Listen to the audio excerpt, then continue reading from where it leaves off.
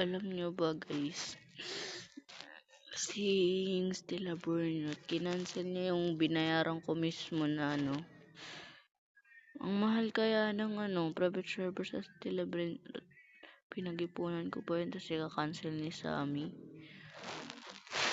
Porque hindi umayos yung pagdating ng ko, ika-cancel niya yun. Ang hirap kaya, pinag-ipunan mo, tapos ka-cancel lang. Kasi napakita ko sa inyo.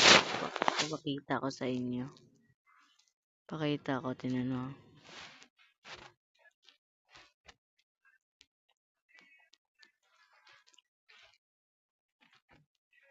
Ito guys, so tingnan nyo. Tingnan mo. Tingnan nyo ginawa ni Sammy. Oh? Tingnan mo yan Kinancel nila men. Kinancel ni Sammy. Isusuko tong Stella Burnett na to. Subukan nyo ako.